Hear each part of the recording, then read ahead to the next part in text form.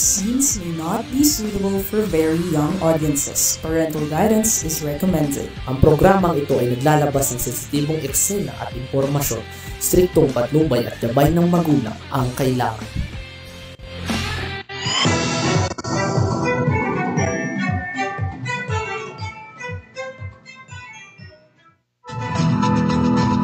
Okay, isang magandang araw. Ito na naman po yung likod Feni Codemos para sa ating balitang halian. Kamusta na po kayo? It's Friday. Thanks God it's Friday again, di ba? Okay, tingnan natin ang ating kakalsadaan sa araw na ito, RB. Ayan, malinis, maganda, napakaganda. Pwede na mag-travel. Yan. Diba? Wala kayong masasabi dyan. Ganda. Okay, dumako na tayo sa ating ulat panahon. Ano na ba? May bagyo ba ngayon? O wala? Tingnan nga natin. Kuya RB, pasok. Ayan, ang weather specialist po natin na araw na ito ay si Loridine de la Cruz Galicia.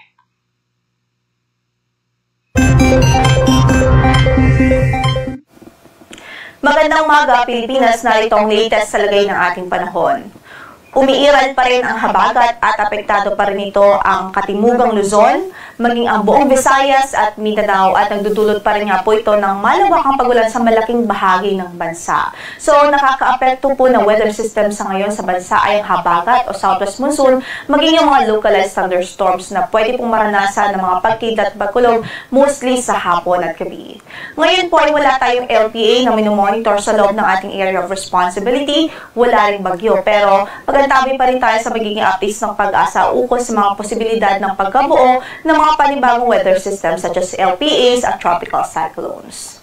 Samantala, para sa magiging pagtayo ng ating panahon sa araw na ito, patuloy pa rin magiging maulap ang papawring at mataas po yung tsansa ng mga pagulan dito sa Metro Manila, sa Pangasinan, sa buong Central Luzon, at mataas pa rin ang tsansa ng pagulan sa maghapon sa Mimaropa Region, sa Calabarzon, maging sa Bicol Region. Kaya sa mga nabanggit nating lugar, patuloy natin paalala sa ating mga kababayan, saan man ang lakad natin sa araw na ito, huwag kong kalimutang magdala ng mga pananggalang sa ulan at maging alerto na rin ho sa mga posibilidad ng mga pagbaha. Lalo na po yung mga ilang lugar na ilang araw na rin hong nakakaranas ng mga pag-ulan. Samantala sa natitirang bahagi ng ating ng Luzon, dito po sa Ilocos Region, Cordillera Administrative Region, sa Cagayan Valley, so sa natitirang bahagi ng Ilocos Region maliban sa Pangasinan, ay makaranas po ng bahagyang maulap hanggang sa maulap na papawrin at meron pa rin pong tsansa ng mga localized thunderstorms anytime of the day. So ingat pa rin ang ating abiso at huwag kong kalimutang magdala ng payong saan man ang lakad natin sa araw na ito. Para naman sa weather temperature forecast po natin dito sa Metro Manila from 25 to 31 degrees Celsius ang inaasahan. Malamig pa rin sa Baguio, 16 to 23 degrees Celsius, 25 to 32 sa Laoag City, 24 to 33 sa Tuguegarao, at 24 to 31 degrees Celsius sa Legazpi City. Sa Tagaytay ay malamig rin from 23 to 30 degrees Celsius. Samantala sa buong Visayas, asahan pa rin natin ang maulap na papawrin at halos mga tuloy-tuloy o mataas na tsansa ng mga pag-ulan dahil pa rin po sa habagat o southwest monsoon. Gayon din dito po sa Zamboanga Peninsula, Bangsamoro Region, dito po sa Northern Mindanao at Caraga dahil din po sa epekto ng habagat. Para naman sa pagtayo ng ating temperatura sa Cebu from 25 to 31 degrees Celsius, gayon din ho sa Iloilo City.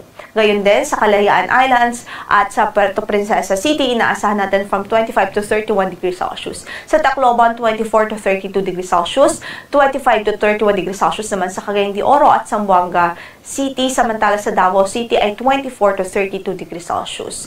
Again, ang maulap at mataas yung chance ng mga pagulan ay ang Visayas, buong Visayas, Zamboanga Peninsula, Bangsamoro, Northern Mindanao at Caraga Region. So, ingat pa rin hong ating abiso sa mga kababayan doon, saan man ang lakad natin sa araw na ito, huwag hong kalimutang magdala ng payong. Samantala sa natitirang bahagi naman ng Mindanao, ay bahagyang maulap hanggang sa maulap ang papawri at mataas rin po ang tsansa ng mga localized thunderstorms dahil din sa habagat o southwest monsoon.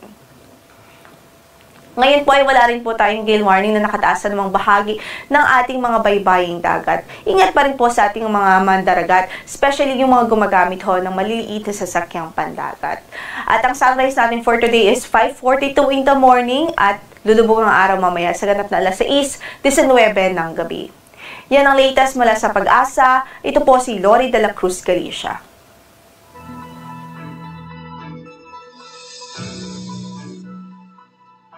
Ayan, maganda ang makakapasyal kayo ngayon, di ba? Ingat-ingat pa rin.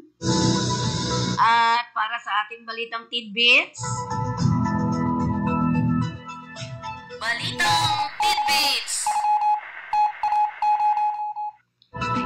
Sa ating balitang tidbits, sa pagpulong kamakailan si Albay 3rd District Raymond Adrian Salceda kay House Speaker Martin Romualdez at Majority Leader Sandro Marcos upang isulong ang tatlong malalaking proyekto na sadyang kailangan para sa pagpapaunlad ng buong Bicol.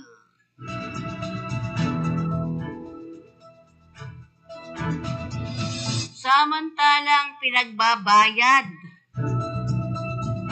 ng Office of the Ombudsman si dating Cebu Governor Gwendolyn Garcia ng 1.2 milyong pesos. 1.2 million pesos multa matapos mapatunayang guilty sa kasong administratibo at misconduct bunsod ng pag-aproba sa desilting project sa Mananga River sa Lalawigan.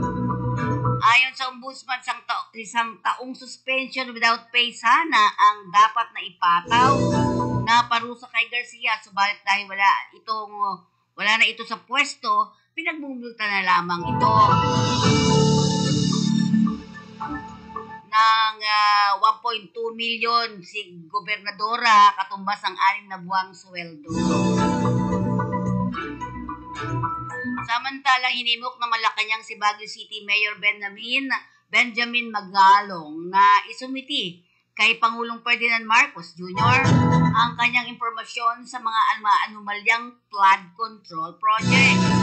Sinabi ni Palace Press Officer Undersecretary Attorney Claire Castro na mas makabubuti kung si Magalong ay direktang maglalahad ng kanyang nalalaman sa Pangulo. Inuutos man ni Pangulong Bongbong Marcos sa mga ahensya ng gobyerno na magsagawa ng masusing investigasyon sa mga ulat ng krimen na kinasasakutan ng guro at estudyante. Tiniyak naman ni Palace Press Officer Attorney Claire Castro na agad aksyonan ng pamahalaan ng mga insidenteng ito, lalo na't mga menor de edad ang sangkot. Nilinaw naman kahapon ng COMELEC Chairman George Erwin Garcia na ang kontraktor sa mga proyekto ng pamahalaan ay hindi may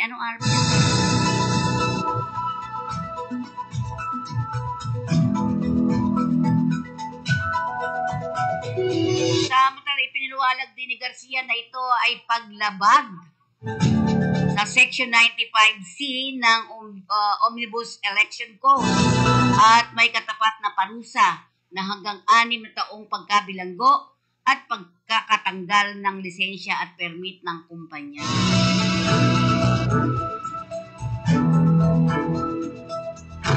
Nanawagan naman si Las Piñas Representative Mark Anthony Santos sa DPWH na agad ipatupad ang one-strike policy laban sa mga personnel, lalo na sa mga district engineer na sangkot sa katiwalian at irregularidad sa kanilang mga nasasakupan.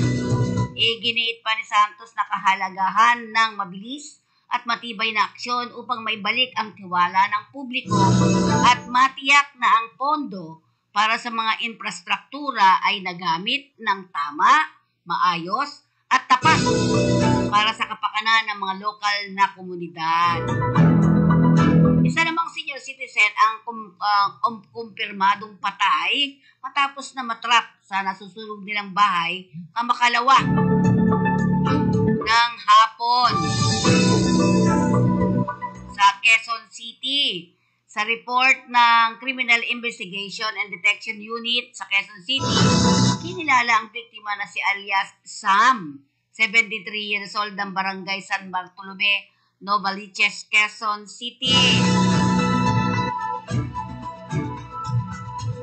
Ayon sa ulat, bandang alas 4 ng hapon nitong Miyerkules, August 13, nang magsimula ang sunog sa ikatlong palapag sa tahanan ng biktima sa naturang barangay.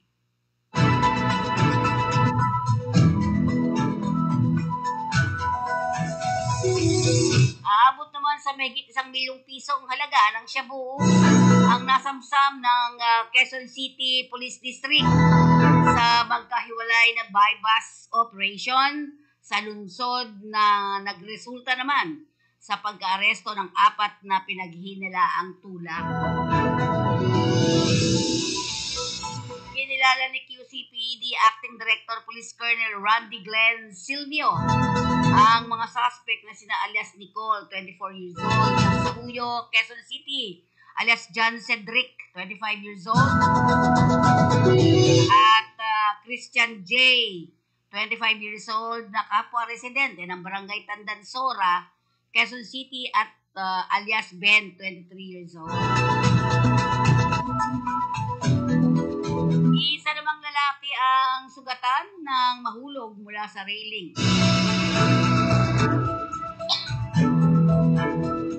ng isang footbridge sa Central Market ng matagpuan sa Santa Cruz, Manila kahapon ng umaga.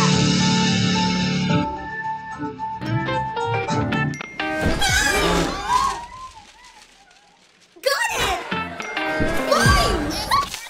Dr. Ana Meyer! Line! Huh?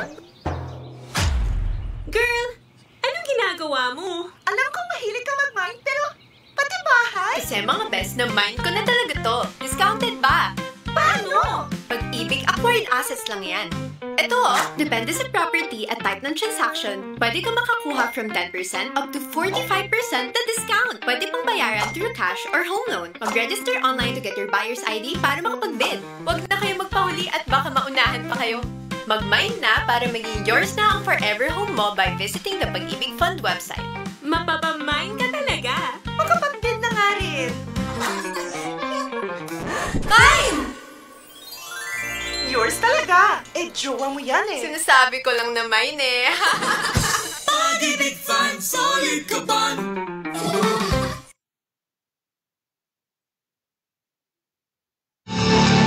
Okay, at siyempre, sabi nga, ulitin ko lang isang lalaking sugatan ng mahulog mula sa railing ng isang footbridge sa Central Market na matatagpuan sa Santa Cruz, Manila kahapon ng umaga. Hindi na pinangalanan ng Manila City District Risk Reduction Management Office ang 47 years old na biktima na nakitaan nila ng posibleng bali sa kanila kaliwang kamay at pananakit ng balakang dahil sa insidente. Yan ang ating balitang tidbits. Meron pa tayo ulat sa labas ng ating himpilan, RB? Wala pa. So, ang inyong abangan mo sa ating mga balita, ICC inapprove request ni Duterte na suspindihin ang ilang deadline. Nadia Montenegro tinukoy sa Chongqing sa Senado. BSP pinapa-disconnect ang e-wallet sa online games. Mapangalanan ng kongresista sa demolition job. Mayor Joy at DOTR inspeksyon ng pagtatayo ng EDSA Kamuning Footbridge. All chip voter registration ipagpapatuloy sa October. PNP tinutukoy sindikato sa bentahan ng tuklaw. 2 sangkot sa kasong qualified human trafficking arestado sa NBI. Yan ang inyong aabangan dito sa ating balitang halian. Pero bago yan, paalala mo tayo mula sa ating himpilan.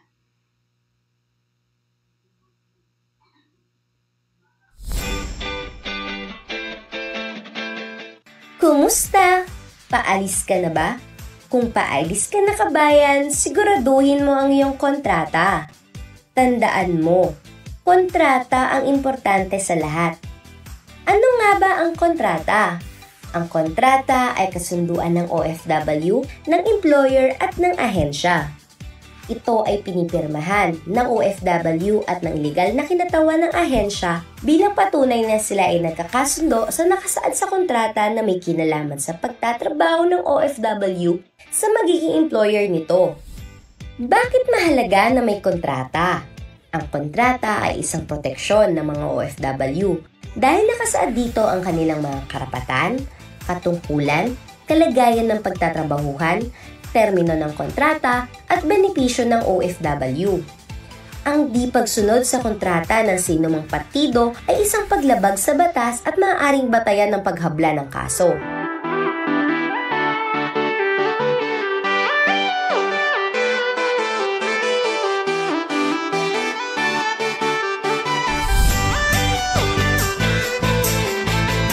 O ano kabayan? Handa ka na ba? Huwag kalimutan ng iyong kontrata ha! Ingat!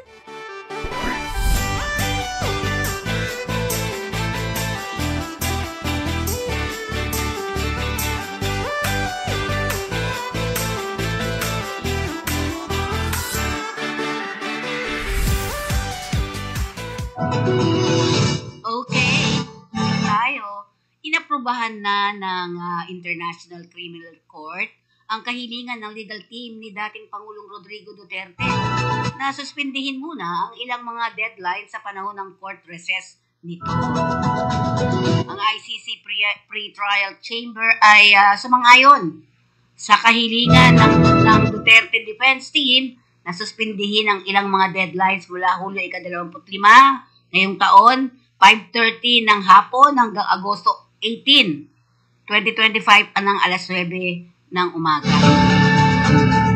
Ang pre-trial chamber ay naglabas din ng ulat na nagpapakita ng lahat ng desisyon ginagawa sa pagitan ng Mayo hanggang Hulyo.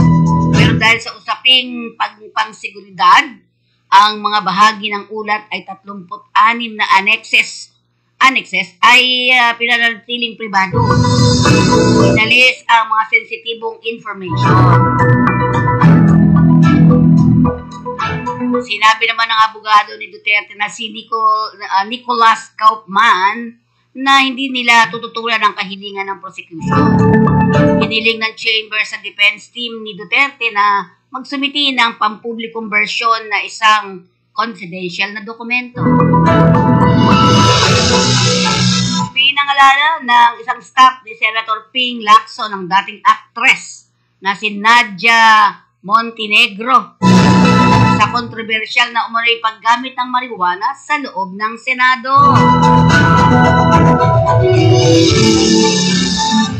Sa incident report ng Office of the Sergeant at Arms, sinabi ng Senate Security Officer Victor Patelo na 2 beses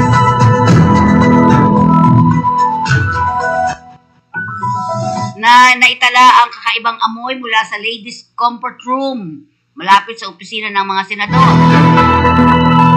Unay nung 2 linggo ng Hulyo, bandang alas 5 ng hapon, matapos makatanggap ng tawag mula sa isang male staff. Sa isinagawang inspeksyon, nakumpirma ang amoy, ngunit walang naabutang naninigarilyo. Noong August 12, magsumbong na naman ang staff ni Lacson na nakalanghap siya ng amoy na tinukoy niyang marijuana mula sa naturang comfort room at sinabing nag-iisang tao sa area ay si Montenegro. Hindi pinangalanan sa report ang staff ni Lacson na humiling kay Patelo na pasimpleng tanungin si Montenegro kapag dumaan sa kanyang post. Samantala tinanggi naman ni Montenegro nagsisigarilyo siya o gumagamit ng marijuana sa ladies CR. Ngunit naming may vape sa kanyang bag na maaaring pinagbulan ng amoy. Sa kabila nito, binigyan nila ng 5 araw si Montenegro upang ipaliwanag at nabatid na nag-file na nag-file na ito ng leave of absence. Iimbestigahan na rin ang tanggapan ni Senator Robin Padilla si Montenegro na isa sa kanilang staff. Samantala, ayon sa BSP, sa mga electronic wallet na i-unlink ang kanilang serbisyo sa mga online gaming platform sa loob ng 48 oras.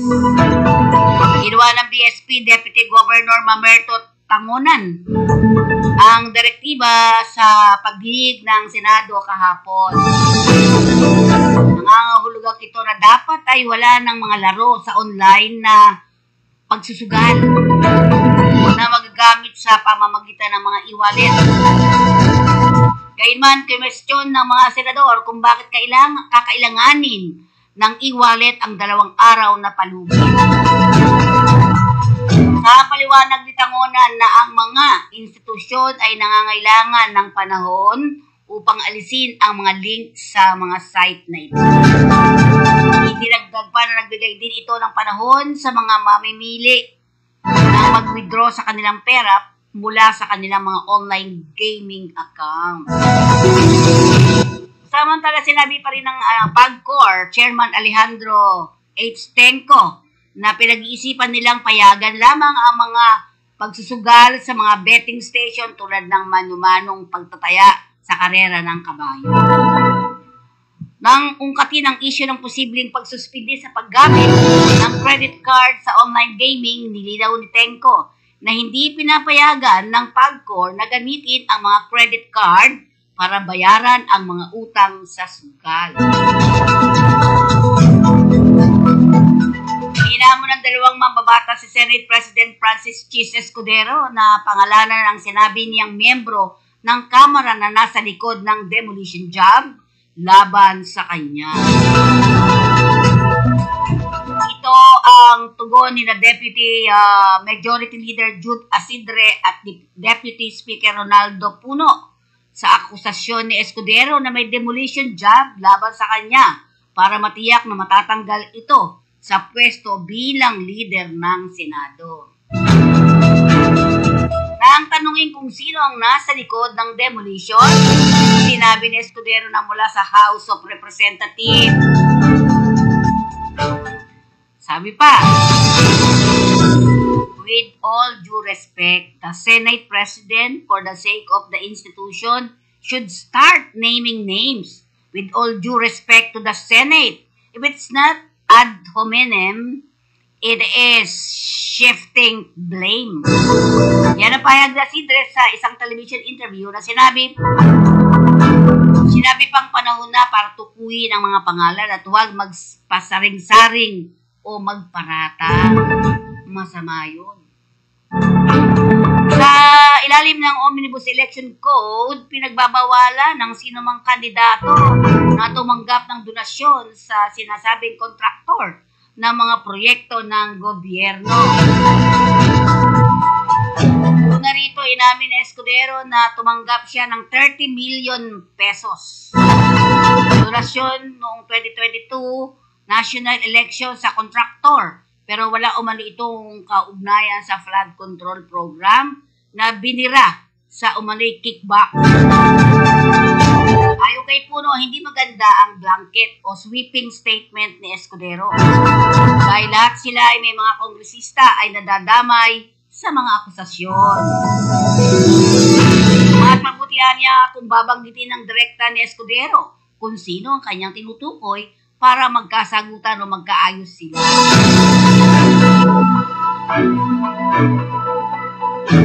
Samantalang pinangunahan ni Quezon City Mayor Joy Belmonte at Transportation Secretary Vince Dizon ang pagtatayuan ng bagong EDSA Kamuning Footbridge na ipapalit sa tinatawag na dating Mount Kamuning Footbridge sa QC.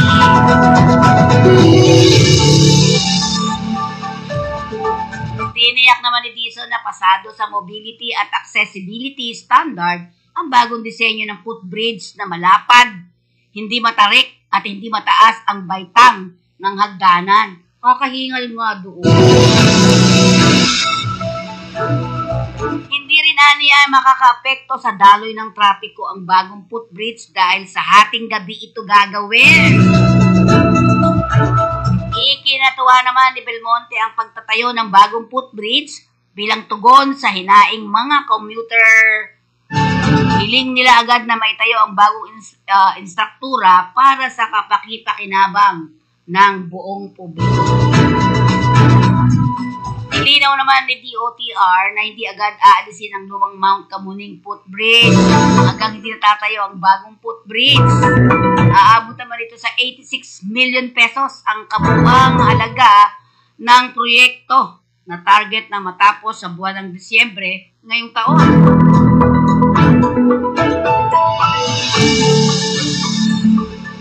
Samantala, makaraang pirmahan ng Pangulong Ferdinand Marcos Jr. ang Barangay and Sangguniang Kabataan election. Mula December 1 this year, sa November 2026 na, magpapatuloy naman ang Commission on Election at October ang voters registration. So, hindi na matutuloy ang eleksyon ng December 1. Pagkos, ito ay November 2026 na daw. Ayon kay COMELEC Chairman George Erwin Garcia, ito ay isang magandang development para sa poll body dahil nagkakaliwanagan na ang issue sa pagdaraos ng halalan at maging epektibo tapos ang 15 araw ng pagkakalathala sa mga pahayagan o sa mga official gazette. Ngayon man, maririan niya itong questionin ng sino man sa Korte Suprema. Matatanda ang plano ng COMELEC na magdaos muli ng voters registration sa ikatlong linggo ng October hanggang Hulyo sa next year, Hulyo 2026, kung ipagpapaliban ng 2025 BSKE. Kamakailan lamang ay nagtapos na ang 10 araw na voters registration na idinaos ng poll body mula Agosto 1 hanggang 10, kung kailan halos 2.8 milyong botante ang nagpaparehistro. Samantalang may tweet na ginagawang kooperasyon ng Philippine Drug Enforcement Agency o PDEA sa mga law enforcement agent ng bansa upang matukoy ang pinagmulan ng black cigarette na nagamit ng 3 kabataan sa Palawan o yung tinaguriang tuklaw cigarette. Ayon sa PDEA, hindi biro ang epekto ng tuklaw na kung saan dumaranas ng pangingisay, pag-iiyak at pagwawala ang sinumang humit-hit nito. Kung matatandaan kamakailan, nag-viral ang video, tampok ang isang binatilyo mula sa Taguig City na nakagamit ng tuklaw na nagresulta sa pag-iiyak, pagsisigaw at pagsamantalang pagkawala sa sarili. Ayon sa PDEA spokesperson Joseph Calulot, hindi nila isasantabi ang posibilidad na mayroong mga sindikatong nagbabalak maibenta sa Pilipinas ang illegal substance na ito. Sa ngayon nagsasagawa na sila ng backtracking na kung saan nakuha ng mga biktima ang tuklaw na cigarette. Mayroon lamang silang isang pang-laboratory result na hinihintay para isumiting report sa Dangerous Drug Board. Sila namang maglalabas ng regulasyon hinggil dito. Una rito natuklasan sa pagsusuri ng PDEA sa kanilang laboratory service na may matataas na nicotine content at synthetic cannabinoid ang tuklaw na mas malakas at mas delikado kaysa sa marijuana. Samantala, 2 wanted sa kasong qualified human trafficking ang inaresto ng mga ahente ng NBI sa magkakahiwalay na operasyon sa Lawag City at Quezon City nitong August 12. Sa ulat ng NBA Director Judge Jaime Santiago, magkasanib na operasyon ang isinagawa ng NBI Ilocos Regional Office at NBI Lawag District Office sa pagdakip kina Arnel Placido at Maria Cañete Santi Manzano. Ayon sa ulat, ang dalawa ay sinampahan ng NBI IRO ng Qualified Human Trafficking at noong March 24, 2025 ay nagpalabas ang Lawag Regional Trial Court Branch 4 ng warrant of arrest. Agosto 12 naman ng magkasabay na pagtutugis ang isinagawa sa Lawag kung saan nalambat si Manzano at si Placido naman sa Quezon City. Sa ngayon ay nasa kustodiya na sila ng NBI habang hinihintay ang commitment orders ng korte na kung saan sila ikukulong. Yan po ang ating mga balita dito sa ating Kakampi News o Balitang Halian. Magpaalala muna tayo, RB, sa ating himpilan.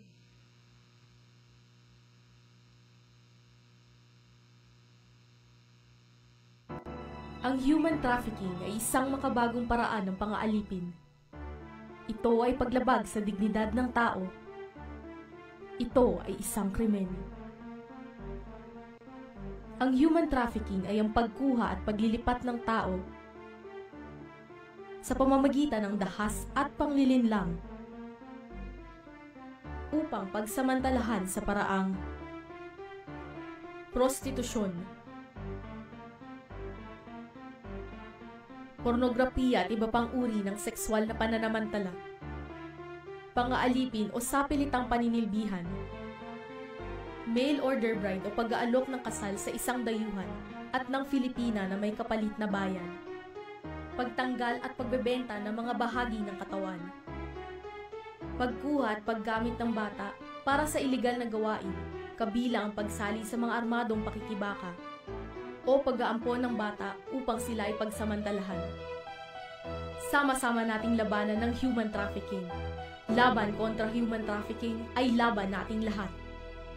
Tumawag o mag-text sa 1343 Action Line o dumulog sa anumang ahensyang miyembro ng Interagency Council Against Trafficking.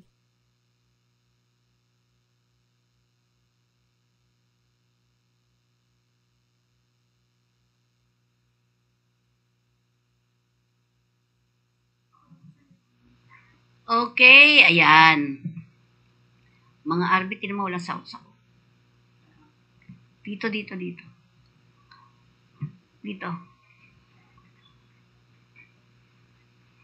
Okay, at syempre, nangangailangan po tayo. Ayan, ang mga binabanggit natin dito, walang placement fee, Apply now, join our special recruitment activities and interview, no placement fee, no salary deduction. At direkta kayong pupunta dyan.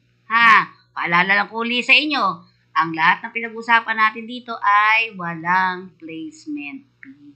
Naintindihan po ba natin? Kasi baka mamaya ay naku, ayan na naman po tayo si placement fee. Okay? Sige. So, ang Studio 85 ay nangangailangan ng mga domestic helper for Hong Kong.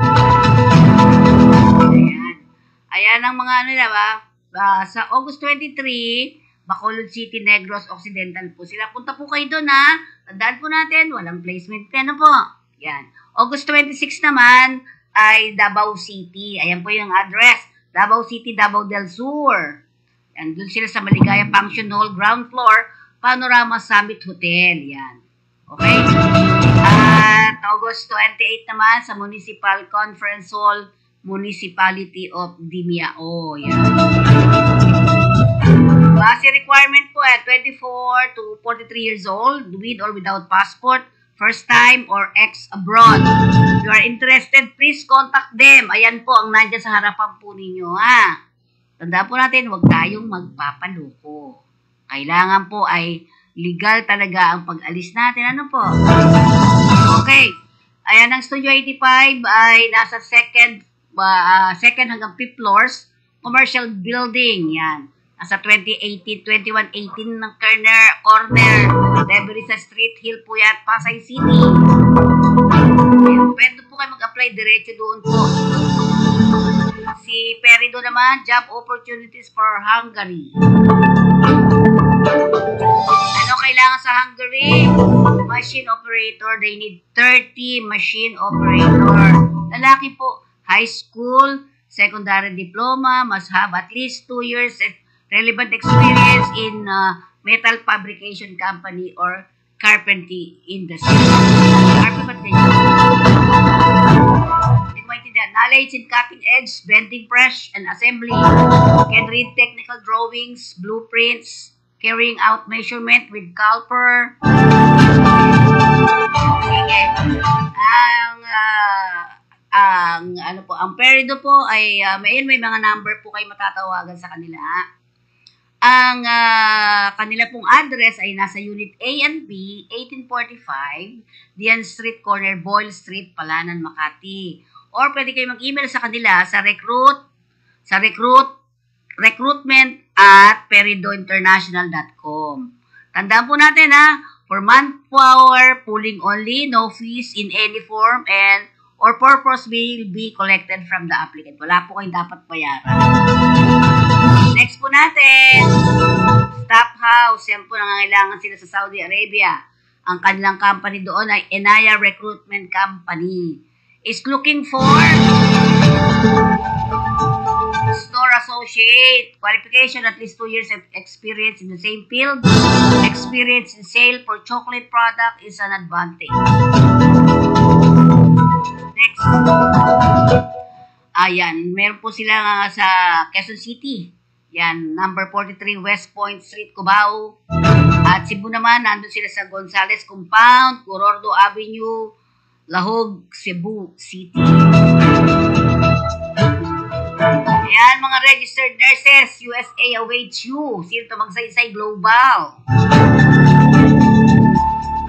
Ayan, apply na po kayo. Ito po, scan the QR code or click the link on the description. Ayan. Yan po ang inyong i-click. At dyan po kayo na sasagot para walang makaalam. Sila lang ang makakabasa niya. Okay. Ang Magsaysay Global Services Incorporated po ay nasa 7th floor, Times Plaza Building, UN Avenue Corner, Top Avenue, Metro Manila. Ayan, uulitin ko na. No fees to be collected. Beware of illegal recruiters. At pwede rin kayo mag-check. Alam nyo kung saan. Sa DMW. Yan, Department of Migrant Workers. Hiring naman dito, work in Mexico. Winston, dyan yan sa sa Subic. Technician engineer, associate senior engineer at supervisor. Ang employer nyo ay Winston, Mexico. Okay. Ang qualification nito ay electrical engineering, mechanical engineering, industrial engineering, computer science, automation technology, mathematics, statistics, information technology, business management. Applicant with or without work experience are encouraged to apply. Business management must have at least 1 year related work experience. Kay iQuest pala to. How to apply? Ayan, hindi ko makita masyado, RB. How to apply? Scan their official QR code. Ayan po. Fill out the secure online application form. Check your email for updates. Ayan.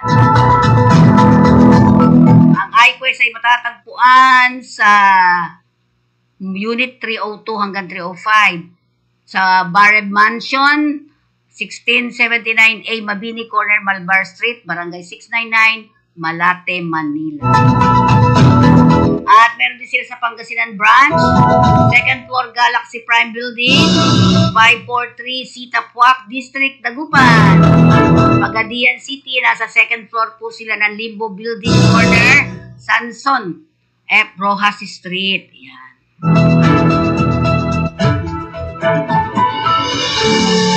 Ayan, interview dates, August 2025. Anong petsa yun, RP? Anong panahon? Basta itong August. Ayan, walang naka-dates kasi dito eh. August 2025 lang. Buong August. Maganda po yung iQuest. Wala po kayong babayaran ha. Yan, hanapin nyo din. Ang PhilAsia Human Resource Incorporated looking for urgent ngayong August po. Ano mga kailangan, RB? Ayan, machine operator, male and female. Farming, male. Automotive maintenance work, male with driver's license. Saan yan? Saan yung lugar?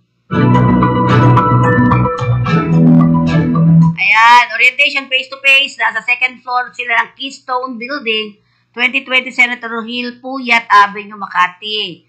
Monday, Wednesday, and Friday. Qualification, positive attitude. No tattoo. Ano trabaho, Arby? Tingnan mo nga, ano ba trabaho? Ayan ang mga kailangan. Machine operator. Farming, automotive, maintenance work. Yan. Ayan, sa online, lagay nyo lang po full name, age, province, contact number for orientation. Ayan po ang PhilAsia. Mga numbers. Yan. Best deal for nurses. Bound for Saudi Arabia. Mga nurse specialist. Ang EGMP po ay nangangailangan ng mga nurses. Ayan, kailangan nila sa ER, ICU, CCU, PICU, NICU, and other related critical unit. Ano pong qualification? Male and female with valid PRC license. Minimum of 2 years experience in ER, ICU, CCU, yung PICU, NICU, and other related critical units. Minimum salary daw po ay nasa 5,800 Saudi Riyal. And nakapataas pa rin yun. Incentive up to 2,000 US dollar to up to 2,000 Saudi Riyal. Pre-accommodation and transportation. Yan po. Ang Makati head office nila nasa 3rd floor MJL Building, 1175 Chino Rosas Avenue, Makati, Metro Manila. Sa Cebu, meron sila sa 211 2nd floor LDM Building, corner Legazpi Street at MJ Cuenco Street, Cebu City. Meron din sila sa Davao, door 2 Nicolas Building, Elpidio Quirino Avenue, Poblacion District, Davao City. Okay, you can submit your CV to hr@ejmpjobs.com. Apply na po kayo. Tandaan natin, walang placement fee dapat. YSES International Placement Fee, bound for Belgium. Ayan po, accredited din siya.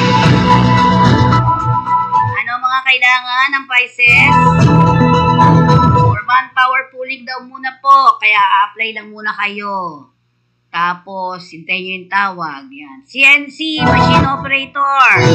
Maintenance technician. Ang kailangan nila. Ayan. Pre-orientation ongoing daw. Call for Miss Mary Claire Samadan. For manpower po nila. Okay. Yan, you can scan the QR code. Ayan. Yan. Scan lang po niyo yan. Tapos yun. Doon na sa loob kayo magpipirma kung ano yung mga tanong nila. Ano po? Okay, ito naman si F. Sharp, 3rd Officer, Tanker Vessel. Masa 1 year experience in 3rd Officer or Tanker Vessel. Navigational watchkeeping, safety equipment maintenance, and assisting with cargo operations under the Chief Officer's supervision. Ensure compliance with safety and environmental regulations, especially related to tanker operation. No placement fee ha, walang placement fee. Lahat po ng binabanggit natin dito. At saka gusto ko, mag-check din po kayo. Mag-check din po kayo sa Department of Migrant Workers. Yan. Natatandaan, no placement fee, dapat document preparation, ensure all your documents such as passport, seaman's book, Certificates are valid and up-to-date. Medical and training requirement. Applicant must be medically fit and may need to undergo training as per the position applied for. Okay. Yan ang CF Sharp ay nasaan? Nasa number 290. Casa Rocha Building, General Luna Street, Intramuros, Manila, Philippines. Ayan. No placement fee in any form or purpose will be collected from the applicant. Tandaan po natin, wala kayong babayaran kahit ano-ano po. At siyempre, remind ko po kayo, kailangan nyong mag-check pa rin sa Department of Migrant Workers. Okay, next natin. Skyborn International, looking for work abroad. Ayan po kailangan nila, carpenter, aluminum, fabricator, structural steel. Bago pala ito, RB. Bago lahat yan. Balik mo. Ayan. Fabricator, waterproofers, scaffolders, construction technician. Senior app, CV to apply that September star at yahoo.com. Okay? Ayan. Prudential Employment Agency. Dumadami ito 4 days automotive training course to Japan. For batch 19, August 28 hanggang August 31. Yan. Automotive mechanics, yan. Exceed 250 workers yearly. Applicants who are passionate in automotive industry. Applicants who are eager to work in Japan in the field of automotive maintenance. All applicants who want to improve their car maintenance skills in Japan. Applicants who have NC2 holder or basic PMS experience or at least a minimum 1 year work experience. Edad, 20 to 28 years old. Applicants who are interested to work in different contract duration, 3 years, 8 years, and 10 years contracts.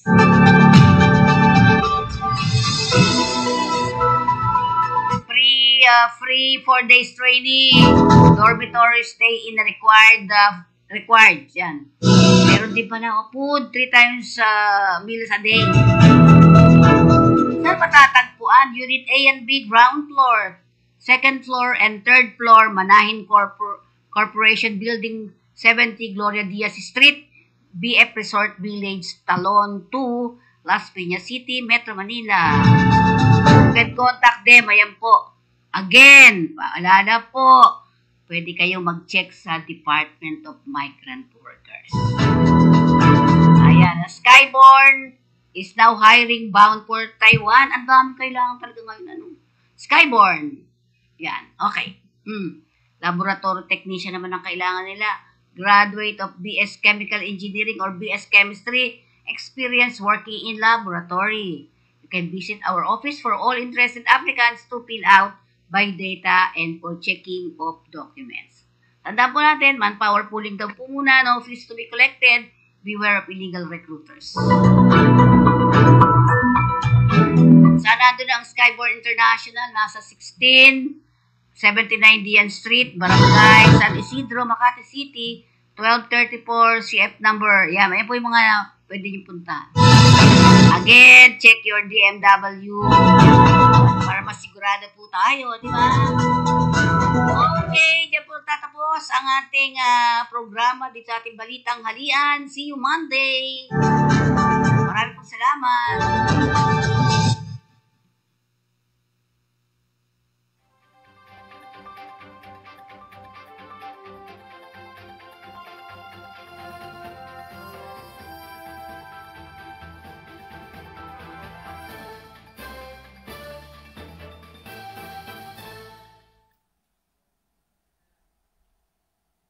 Ladies and gentlemen, the Palace Press Officer Undersecretary Claire Castro.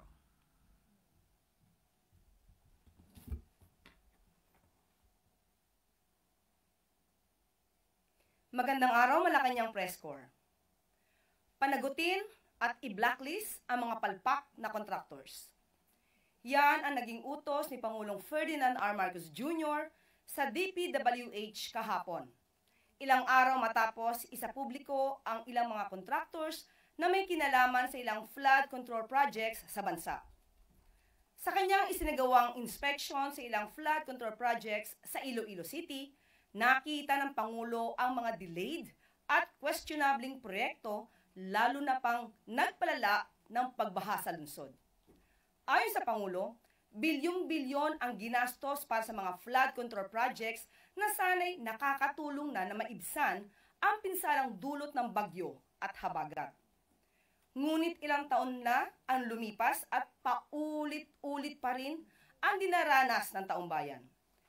Binigyan diin ni Pangulong Marcos Jr. na hindi pwede na tapos lang sa papel ang mga flood control projects na kung maitayo man ay sira din agad at wala nang silbi. Hindi rin pwedeng mababang klase ang mga proyekto para sa taong bayan. Dagdag pa ng Pangulo, simula pa lamang ito sa pag-uusig ng pamahalaan sa mga kontratista sa likod ng mga flood control projects na ito. Ayon kay Pangulong Marcos Jr., dapat na may managot sa ganitong uri ng kapabayaan, katiwalian, at panluloko at tiyakin na mananagot sa batas ang lahat ng may sala. Nakakadismaya at nakapagtataka kung bakit napupunta sa mga pabayang contractors ang mga ganitong proyekto. Agad na ipinag-utos ng Pangulo sa DPWH na alamin kung sino ang responsable sa pagkuha ng mga nasabing contractors at pagpaliwanagin kung bakit paulit-ulit na naaawardan ang mga malalaking proyekto ang mga ito. Muli, ayon sa Pangulo, panagutin at i-blacklist ang mga ito. Kasabay nito, muling inanyayahan ng Pangulo ang taong bayan na samahan ang pamahalaan sa laban kontra korupsyon at pagbaha. I-report ang anumang anomalya sa sumbong sa pangulo.ph. Patunay lamang ang mga hakbang na ito na hindi aatras ang administrasyon sa laban kontra korupsyon upang masiguro ang maayos na pamumuhay ng mga Pilipino sa ilalim ng bagong Pilipinas.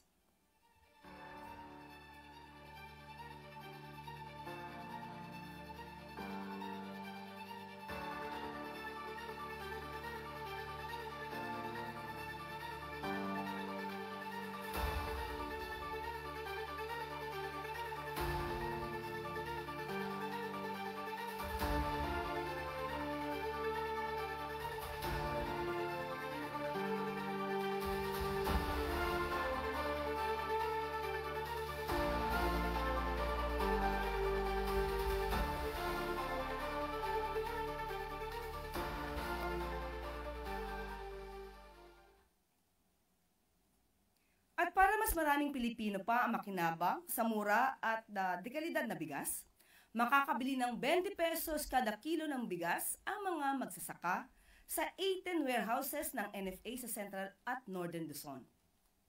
Ito'y para palawakin ang sakop ng programang 20 Bigas Meron Na ni Pangulong Ferdinand R. Marcos Jr. sa buong bansa.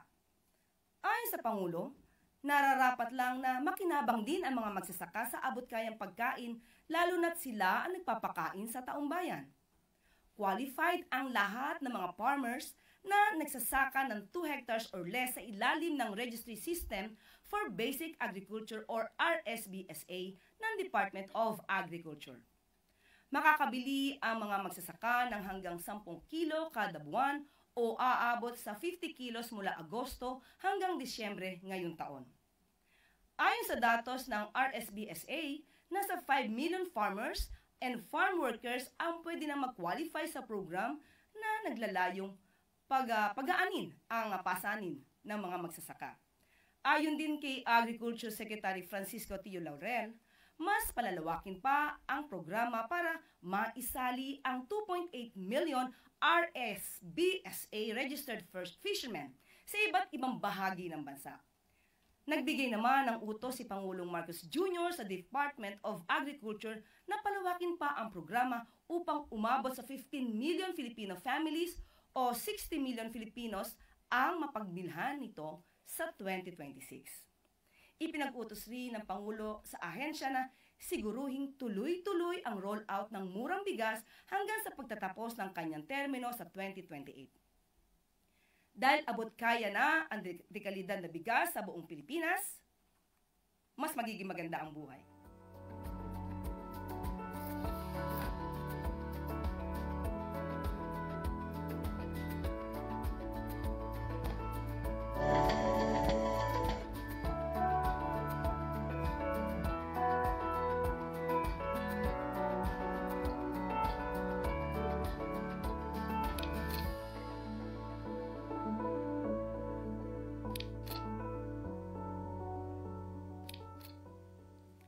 At maaari na po akong tumanggap na inyong mga katanungan. Unang tanong mula kay Alvin Baltasar, Radyo Pilipinas. Yusek, magandang umaga po. Yusek, in an interview kay Baguio City Mayor Benjamin Magalo, nagre-recommend siya kay Pangulo Marcos na magkaroon ng lead investigator para siyasatin yung flood control projects. Open po ba dito si Pangulo since parang maraming nalalamang impormasyon si Mayor Magalo tungkol dito? Okay po, unang-una po na ibigay na po ng ating mahal na Pangulo ang mekanismo o sistema kung paano ito maiimbestigahan at nagbigay na rin po siya ng direktiba sa regional project monitoring committees. At kung ano naman po ay maitutulong ni Mayor Magalo, mas maganda po na ito'y mailahad niya sa Pangulo at hindi naman po siguro kinakailangan pang magkaroon ng isang magli-lead sa probe dahil nga may mekanismo na po at sistema na ibinigay ang ating Pangulo. Kung ano man po ang meron siya, kung ito po ay kumpleto, maaari niya po ito maisumiti agad-agad sa ating Pangulo para yung sinasabi po nila 67 congressmen at mukhang sila ay identified na ni Mayor Magalo. Hindi pa po ba mas magandang maibigay na niya ang report na ito sa ating Pangulo? At kung kinakailangang maidimanda o makasuhan, nang may sapat na ebidensya, agad-agad na din po itong dapat gawin.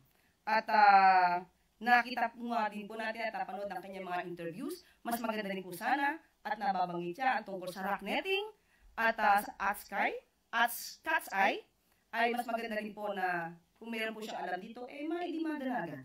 Dahil mukhang sabi niya po, Mr. Alvin, mukhang marami na po siyang nalalaman. So mas maganda po ito ay detalyado. Hindi po pwede muli na tayo ay magturo lamang. Sunod na tanong mula kay Maricel Halili, TV5. Magandang umaga po, Yusek. Yusek, may we have your statement tungkol po dun sa lumabas na survey ng Okta Research wherein tumaas daw yung self-rated poverty nitong July. Tumaas siya sa 45%, mas mataas kumpara sa 42% noon pong Abril. Saan po natin ito pwedeng i-attribute? Okay, unang-una, hindi naman po talaga maisasantabi ang realidad na hindi naman lahat ng Pilipino ngayon ay saganang-sagana. Kaya nga po tuloy-tuloy pa rin ang programa ng Pangulo patungkol po sa Walang Gutom program ng DSWD at nandiyan na rin po ang pagbibigay natin ng mga 50% discounts sa pamasahe sa mga estudyante at sa mga senior citizens at nandiyan na rin po ang pagbibigay natin ng murang presyo para sa bigas para mas marami pong mga Pilipino ang makabili at makayanan ang pagbili ng kanilang mga pagkain. Pati po ang school feeding program ng DepEd ay nandiyan po. Tuloy-tuloy po ito. At hindi po ito titigilan hanggat sa mas maramdaman po ng mas marami pang Pilipino ang kanilang pag-angat sa buhay. Pero Yusek, sa dami po nitong mga programang ito, saan po kaya nagkukulang? Bakit hindi pa rin po nararamdaman ng iba? Kasi kailan lamang po din natin sinimulan ang murang presyo ng bigas. At sabi nga po, nakaraang buwan, nag-report po ang DSWD, ang sinasabi po natin na pag-angat kaunti ng buhay ng ibang mga Pilipino ay nararamdaman because of the Walang Gutom program. So ito ay patuloy pa rin natin gagawin para mas maramdaman pa po na mas nakakarami. Panghuli na lang po, Yusek, tungkol po sa ibang survey, yung sa WR numero. Lumabas po kasi dun sa survey na yon na sa 2028, frontrunner pa rin po sa pagkapangulo si VP Sara. And kapag tinignan po natin yung mga nasa top, mukhang wala pong kaalyado si PBBM doon sa mga frontrunners. Ano po yung take ninyo dito, ma'am? Ibig sabihin niyan po ay ang Pangulo po ay concentrated sa kanyang pagtatrabaho para maibigay ang nararapat sa taong bayan. Hindi pa po namumulitika ang Pangulo. Hindi po namumulitika ang Pangulo At siguro ang eleksyon, 2028 pa po yan, saka na natin pag-usapan, pagtuunan po natin at pinagtutuunan ng Pangulo ang pagtatrabaho para sa taong bayan. Sunod na tanong mula kay Eden Santos, Net 25.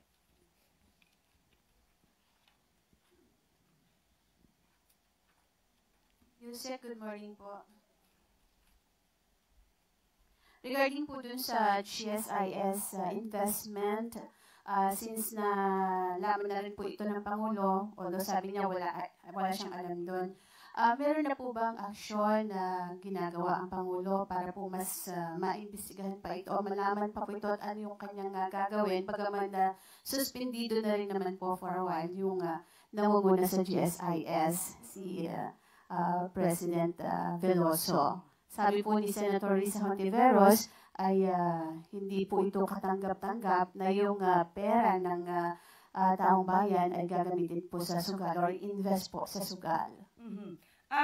Kanina naman po ay tinanong natin ang opinion dito at ang ayon sa Pangulo ay inaaral pa po ito na mas malaliman. Most probably by next week at meron po tayong mabibigay na update patungkol po dyan. Thank you po. Sunod na tanong mula kay Let Narciso, DZRH. Good morning, Yusek. May mga transport grupo na naghain ng petisyon sa LTFRB para sa pisong dagdag pasahe sa jeepney.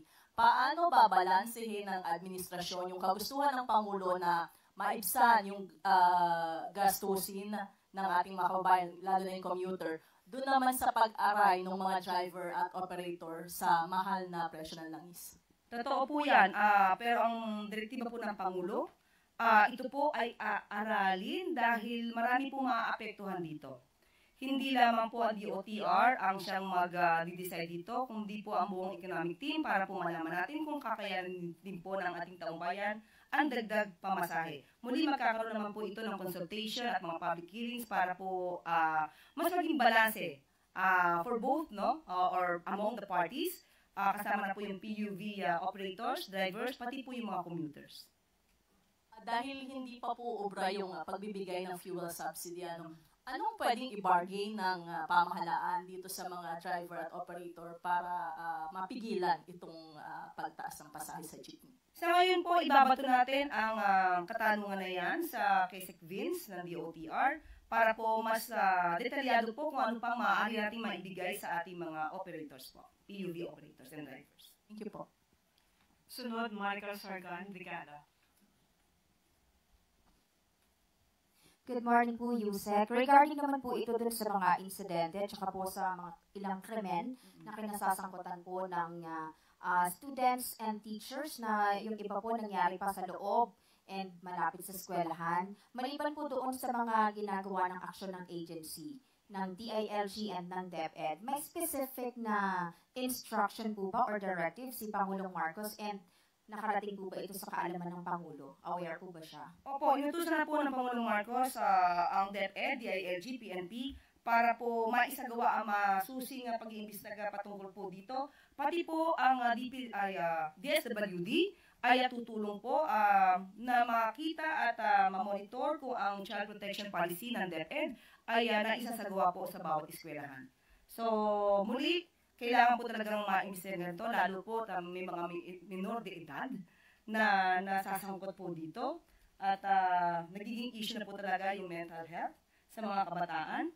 So, hindi po ito tutulugan at actionan po ng mga concerned agencies. Agad-agad din po. Sunod, Ian Cruz, GMA 7. Good morning, Yusek.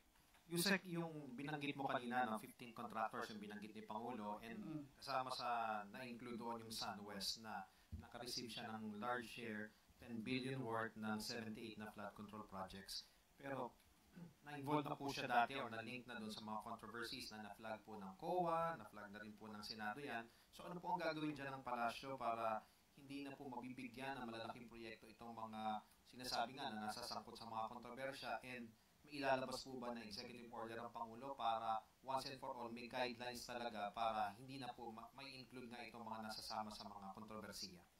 Unang-una po, kung sila naman po talaga ay mayroon ng mga records na mga anomalyang proyekto, hindi na nga po sila dapat napagtitiwalaan. Pero sa kasalukuyan po, iba po kasi ngayon ang naging kontrata. Dapat, kung ano man ang naging kontrata sa ngayon at may dapat silang tapusin, they should be obliged to comply with the provisions of the terms and conditions in the contract. Dapat iyon na matupad. Iba po ang issue ng mga maanumalyang proyekto kung sila man ay nasasangkot sa ganito. Dahil mga maanumalyang proyekto ay ito po ay paiimbestigahan. Hindi po ibig sabihin na nabigyan sila ng bagong kontrata, hindi na po sila maaaring managot sa mga dating naging kontrata na nasasabing maanumalya. Pero ngayon, kung may kontrata sila at dapat tapusin to under the terms and conditions na nakasaad sa kontrata.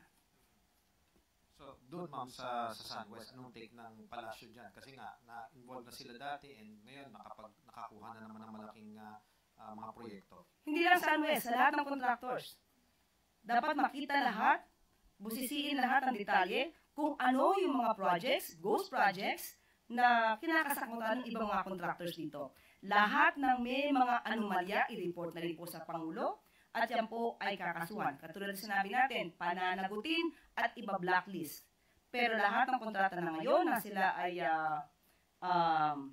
kasama at sila ay party, they have to do their obligations based on the contract. Yusek, last na lang po. Doon sa sumbong sa Pangulo.ph, kumusta po? Marami na po ba nagre-report? At ano po ang mga common na nire-report po ng mga taong bayan mula po Luzon, Visayas, Mindanao? Yes, meron po tayong report dito. Pero as of now, wala po akong detalye. Nabigay lang po sa atin. Ito po. Meron po tayong update. Sumbong sa Pangulo update. Meron na po tayo lumalabas as of August 11 to 13, 2025. May 84,892 total views. May 1,148 reports at may 823 feedbacks. Meron po tayo dito sa analytics at maaari ko po siguro sa inyo itong maibigay. Maya-maya lang. Hindi pala makita saan. Maya-maya lang bibigay ko sa inyo.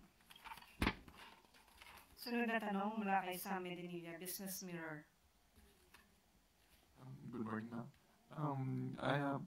Tatanong lang po na, what is the position and preparations of the Marcos administration on the pending bill in the U.S. which aims to restrict its call center jobs from being outsourced abroad? Pending bill pa naman siya. So, patapusin muna natin kung anong gagawin ng US dyan. I-verify lang po namin. Bali na-mention po kasi ni na former Congressman Joey Salceda na nag-submit na raw po sila ng recommendation sa Malacanang regarding dun sa issue. Na-receive na po ba ito ng Malacanang? Sa ngayon wala pa ako, as of now, as we speak, wala pa po tayo hindi pa po tayo nabibigyan ng anumang impormasyon patungkol po dyan. At maya-maya lamang po ay maaari nating itanong ito sa Office of the President. At kung mayroon man pong update, ibibigay ko po agad sa inyo. Meron po. Ma'am, may update na rin po ba tayo dun sa Konektadong Pinoy Bill? If meron na po naibigay na po at nire-review ngayon ng Pangulo. Thank you po, ma'am. Sunod, Christian Bascones, PRTV. Yusek, pinirmahan ni Pangulo yung batas tungkol sa pag-postpone ng BSKE. Your thoughts coming from the palace po? Well, dahil po dito ang Pangulo, kinakailangan po daw na talaga ma-postpone at dahil po na halos nasabay po to sa BARM elections. So, bibigyan po daan ang BARM elections para po mas magkaroon po ng successful results itong BARM elections. At masyado pong mapupunot talaga trabaho ng COMELEC kung pagsasabay pa po ang barangay elections sa December. Sunod, Tristan Nadalo, Newswatch Plus. Good morning, Yusek. Just days after magkaroon ng collision between two China vessels, yesterday po, nagsagawa din ng Maritime Domain Awareness Flight, yung Coast Guard, wherein they reported na nagsagawa po ng dangerous maneuvering yung isang China fighter jet against Philippine Coast Guard aircraft. And nakakita rin po sila ng 2 US Navy warships in Zambales din based on their monitoring. So, nakarating na po ba ito sa Pangulo? How concerning yung panibagong insidente ng dangerous maneuvering, this time naman sa airspace? Okay, muli, nakausap natin si Commodore Taliela at sinabi nga niya yung presensya nga daw din po ng US Navy ships sa ating lugar, located approximately 102 nautical miles from Zambales. Ito naman daw po ay in accordance with the international law. Kung ano man po ang mangyayari dito, ang sabi nga din ng Pangulo, ang administrasyon, ang gobyerno, ay hindi nagpo-provoke ng anuman, dumidepensa lamang tayo, at pinapatuloy lamang ang pagprotekta at paglaban para sa ating teritoryo at sovereign rights. As follow-up lang po, yung China state media na Global Times, ang sabi po nila, following the incident sa Scarborough Shoals, behind these actions lie the Marcos administration's attempts to divert domestic tensions and pursue political self-interest. Manila's scheme to cement its legal claims in South China Sea. Furthermore, sa bandang dulo po, sabi nila, if the Philippines persists its provocation, it will surely inevitably face more targeted countermeasures from China. Your comment po. Yan po ang kanilang naratibo. Pero muli, uulitin ko lamang ang sinabi ng Pangulo, tayo ay hindi aatras sa laban, pero hindi po tayo nagpo-provoke. We are not waging any war against any country. Tayo ay dumedepensa lamang para sa ating karapatan. Matatandaan, mayroon naman pong arbitral ruling kung saan talagang nakapaloob doon ano ang karapatan natin sa West Philippine Sea. At yun ay dokumentado. So muli, ang Pangulo at ang administrasyon ay hindi po aatras sa laban dahil naniniwala ang Pangulo na ang bawat Pilipino ay matapang. Tuesday, New DZWB. Good morning, ma'am. Matagal-tagal na rin po na nakapag-anunsyo ang Malacanang noong mga opisyal ng gobyerno na tinanggal ni Presidente o pinalitan o inilipat sa pwesto.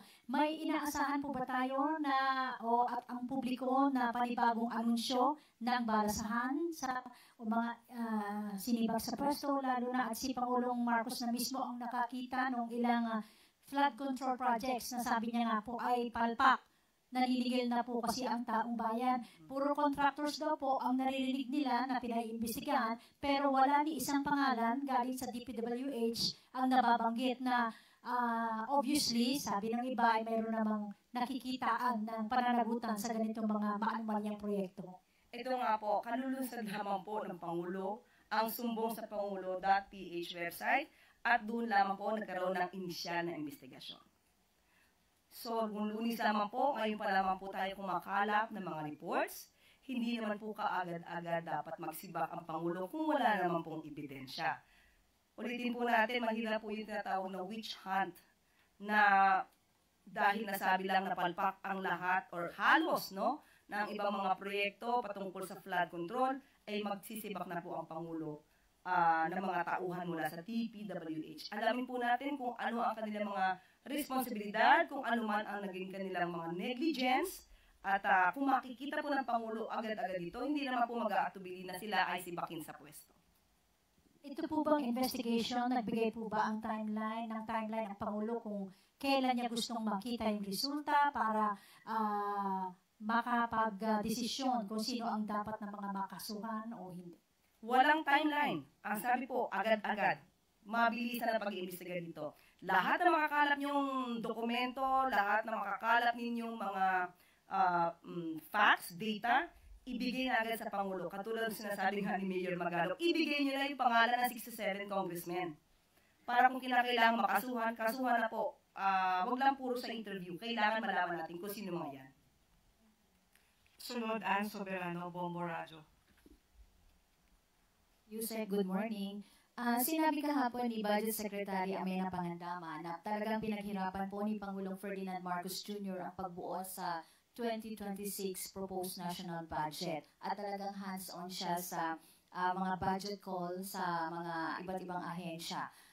Yusek, tanong ko lang, may ibinigay po ba na dahilan ang Pangulong Marcos kung bakit hindi binigyan ng budget ang AKAP para sa 2026? Dahil ang TUPAD program po ay may 11 billion. At nagbigay din siya ng 2.2 billion para doon sa DOLE. So may paliwanag po ba ang Pangulo? Okay, nakausap din po natin ang DBM at malaki po kasi ang budget masyado sa ACAC. At out of 27 billion allocation for 2025, 13 billion pa lang ang nagagamit ng DSWD. So may natitira pa pong 13B na pwedeng nilang gamitin until the end of 2026. So, ang DBM din po ay naka-receive ng almost 10 trillion budget proposals for the agencies. So, kinakailangan lamang pong i-prioritize. Ang dapat na ma-prioritize na agency. So, most probably yun po yung dahilan. Thank you, Yusek. Sunod mula kay Daryl Isguera, Philippine News Agency. Good morning, Yusek. Ma'am, reaction lang po from the Pala. Sabi ng camp ni BP Sara, handa silang sagutin yung allegations against her sa proper forum. Sabi nila, according to the COA notices na nakukuha nila ay wala naman daw corruption or binulusang pera, kundi meron lang kulang sa proper documentation. Ano po ang stand ng PALAS dito, especially that the President has doubled down on this crackdown against questionable government transactions. Yes, oo, nadinig po natin ang panayam ng spokesperson, right? Yeah. Spokesperson POA. Tony Powa. Nadinig po natin ang kanyang sinabi sa panayam. Tandaan po natin, nagkaroon na po ng notice of disallowance. At pag sinabi po natin notice of disallowance, hindi lamang ito basta-basta kulang sa dokumento. Nagsasabi ito na maaaring mayroong mga irregular, excessive, at questionable spendings, no? Sa paggasto. So there's a presumption of misuse of funds. So, mas maganda na rin po siguro na matanong si Atty. Powa dahil siya naman din po ang umamin tungkol sa 15 million pesos na walang resibo at the time. Ito po ay kanya rin binalita or sinabi bilang resource person sa hearing sa House of Representatives kung saan ang 15 million pesos na confidential funds ng DepEd ay nagamit at kumuha lamang sila ng mga certificates para sa Youth Leadership Summit. Pero ito po ay namin na hindi po ito ginastusan ng DepEd. So, lumalabas lamang po na yung mga certificates na ginamit ni Atty. Powa para maibigay sa COA ay lumalabas na to cover up or panakikbutas para maipakita may ginastos ng 15 million. Siguro mas maganda po mismo manggaling kay Atty. Powa kung ano na nangyari sa 15 million na ginamitan lang nila ng certificates from the AFP na hindi naman ginastusan ng DepEd Conti funds. Sunod